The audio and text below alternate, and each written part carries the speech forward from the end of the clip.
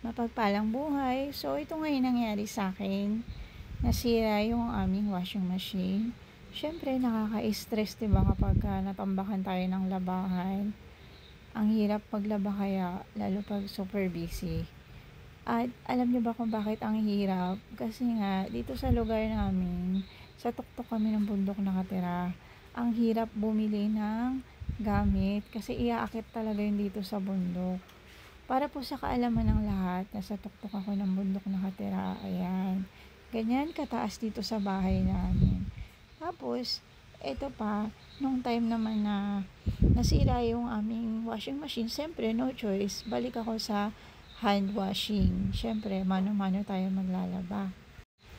At yun na nga, nung time na naglalaba ako, mano-manong paglaba, sobrang na ano mo yun, na gusto ko lang i-share na naiyak ako, nagpapasalamat pa rin ako sa Lord kasi I just remember the time na yung walang-wala kami sa buhay, sa kubo kami nakatira, wala kaming sariling tubig, nakikiigib lang kami, wala akong pambili ng sabon.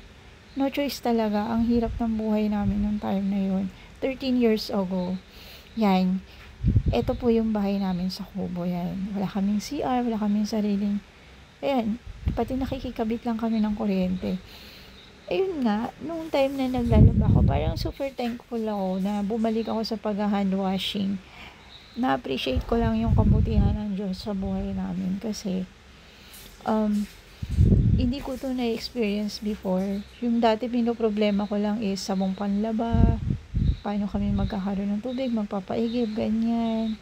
Ngayon, pinoproblema ko na kung paano bibili uli ng washing.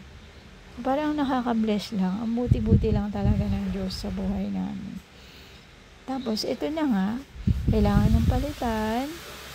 Pina-check namin sa technician. Gusto ko pa naman siyang ipagawa, kaya lang.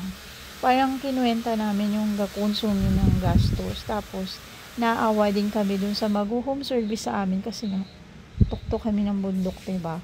Parang nakakaawa din yung technician na aakyat.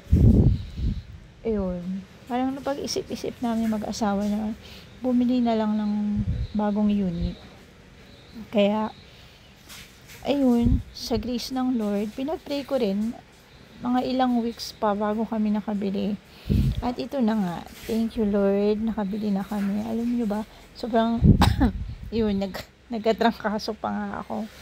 Dahil syempre, inaabot na gabi sa paglalaba. Kasi alam niyo ba, dahil nasa tuktok kami nakatira, ang hirap ng tubig dito sa amin. Walang umaakit na tubig. So, kailangan yung mga tao sa baba, wala nang gumagamit ng tubig para umakyat yung tubig dito sa bahay namin. So, meaning to say, pagtulong na yung mga tao sa baba, saka pa lang merong aakyat na tubig dito sa tuktok ng bundok. Kaya, gabi ako naglalaba, madaling araw, ganun. Dahil nga, mano-mano ako naglalaba nitong mga nakaraang araw or ilang weeks din. Yun, super pagod, super busy, tapos napuyat pa. Yun, train ng kaso lola niya. Ayun na, ang dami ko ng kwento. Yun lang, gusto ko lang i-share kung gaano kabuti ang Diyos. Kasi, siya yung nagpo-provide, siya yung nagbibigay. I'm just being thankful and grateful. Sobrang na-appreciate ko yung kabutihan ng Diyos kasi from dati na walang-wala kami.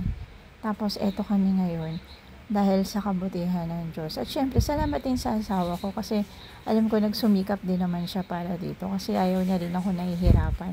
Thankful din ako kasi may partner ako na gusto niya rin yung magiging komportable ako.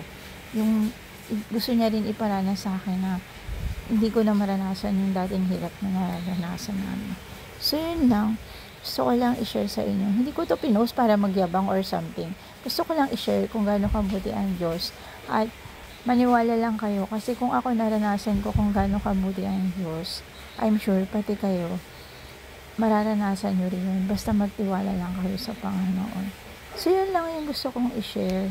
So, God bless sa inyong lahat. Huwag mong kalimutan, love ka ni Lord. Magtiwala ka lang lagi sa Kanya.